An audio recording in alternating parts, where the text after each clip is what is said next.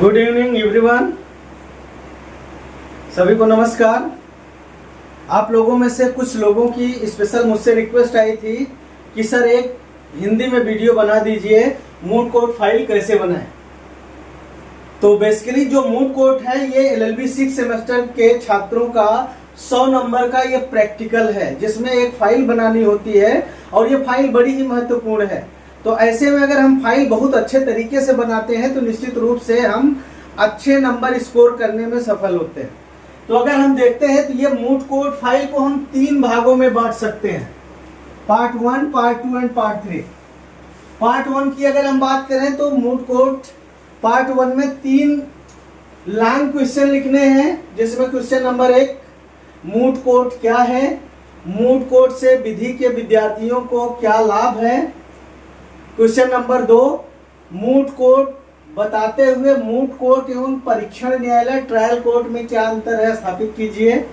तीसरा long question है साक्षात्कार क्या होता है, इंटरव्यू शेड्यूल क्या होता है, अधिवक्ता अपने चैम्बर में मुवक्किल से साक्षात्कार कैसे स्थापित करता है। तो पार्ट 1 में हमको 3 लॉन्ग क्वेश्चन लिखने हैं जो 7 से 10 पेज के बीच में लिखने हैं। अगर हम 7 से 10 पेज के बीच में लिखते हैं तो निश्चित रूप से ये एक अच्छा माना जाएगा कि हम लगभग हर क्वेश्चन के साथ जस्टिफाई कर रहे हैं।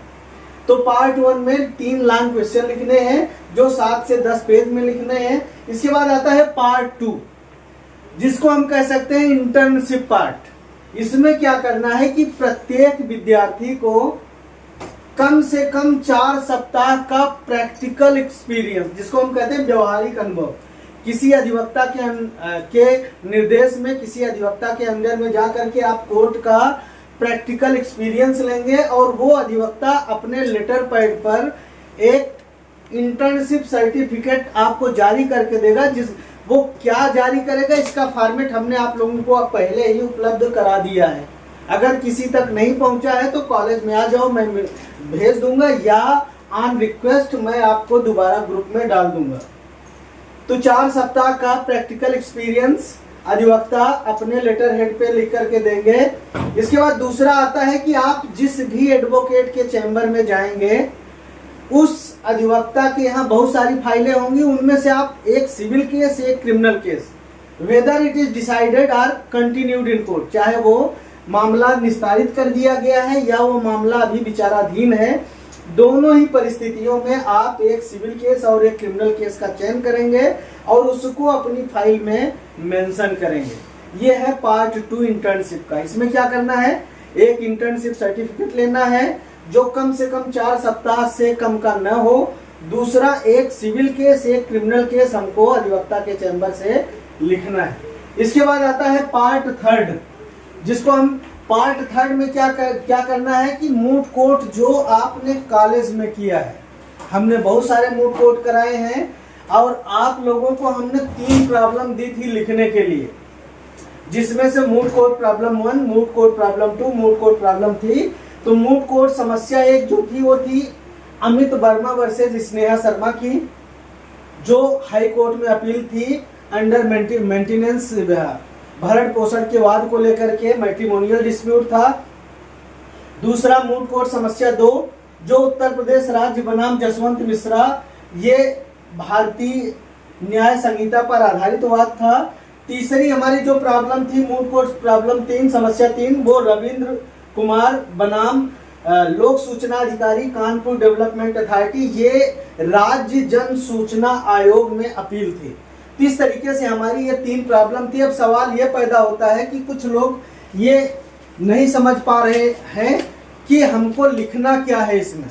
तो बेसिकली आपको क्या करना है कि जो भी प्रॉब्लम दी है हमने, उसमें अगर हम बात करें प्रॉब्लम 1 की, अमित वर्मा वर्सेज स्नेहा शर्मा की जो केस का फैक्ट है वो ये है कि इन दोनों की विधिपूर्ण तरीके से शादी होती है, जैसे भारतीय समाज में चलन है, उस चलन के हिसाब से 6 लाख रुपए दान दहेज दिया जाता है। बाद में पति दिल्ली में सेटल्ड हो जाता है, पत्नी कानपुर में एक शिक्षिका होती है, लेकिन विवाद शुरू होता है दिल्ली जाने के बाद और ऐसी परिस्थितियां उत्पन्न होती हैं कि अमित वर्मा और स्नेहा शर्मा एक समय के बाद सेपरेट हो जाते हैं। तो हम ये जो प्रॉब्लम है, ये जो फैक्ट प्रॉब्लम है, उसको तो लिख देंगे फाइल में, लेकिन हमको करना क्या है कि जो इस केस का फैक्ट इन इशू है, अगर हम देखें इस केस का, तो फैक्ट इन इशू, इसमें 4 फैक्ट इन इशू थे। प्रॉब्लम 1 में पहला फैक्ट इन इशू कि क्या पत्नी को उस स्थिति में भरण पोषण का अधिकार है जब उसे वैवाहिक गृह से बाहर निकाल दिया गया। फैक्ट इन इशू नंबर 2, क्या शिक्षित एवं कमाने योग्य पत्नी दंड प्रक्रिया संहिता 1973 की धारा 125 के अंतर्गत भरण पोषण प्राप्त करने की हकदार है। फैक्ट इन इशू नंबर 3, क्या हिंदू विवाह अधिनियम 1955 की धारा 24 के अंतर्गत अंतरिम भरण पोषण प्रदान किया जा सकता है। फैक्ट इन इशू नंबर 4, क्या पारिवारिक न्यायालय द्वारा पारित 30,000 रुपये प्रतिमाह अंतरिम भरण पोषण का आदेश न्याय संगत एवं विधि सम्मत है। तो ये जो 4 फैक्ट इन इशू है, एक्चुअली जो हमारा मूट कोर्ट है, moot court is artificial court. हम जो भी प्रैक्टिस करते हैं मूट कोर्ट में, या तो वो डिसाइडेड केस होता है या ऐसे विषय पर हम यहाँ बात करते हैं जो पॉइंट ऑफ लॉ से संबंधित है।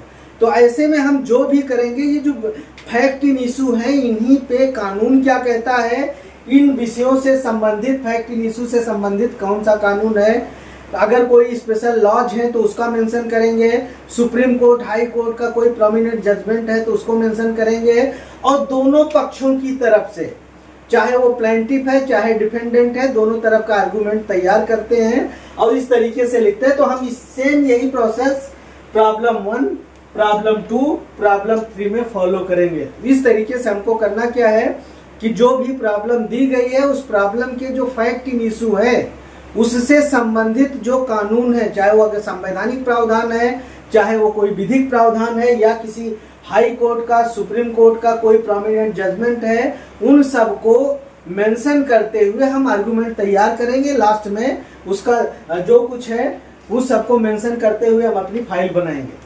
तो इस तरीके से अगर हम फाइल बनाते हैं तो देन ये फाइल पूरी बहुत एक वेल स्ट्रक्चर्ड होगी, या पूरे सिलेबस के हिसाब से जो डिसाइड किया गया मानकों के अनुरूप होगी, और निश्चित रूप से ये फाइल किसी भी एग्जामिनर को अट्रैक्ट करेगी, और निश्चित रूप से आप लोग ऐसी फाइल बना करके एक अच्छे नंबर स्कोर करने में सक्षम होंगे।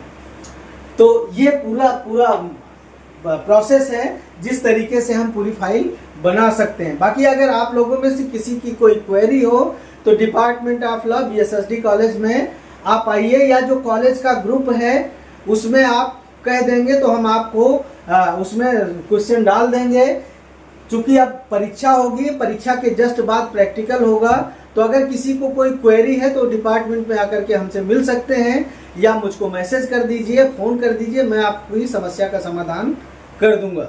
Okay, thank you and best of luck to everyone. Thank you.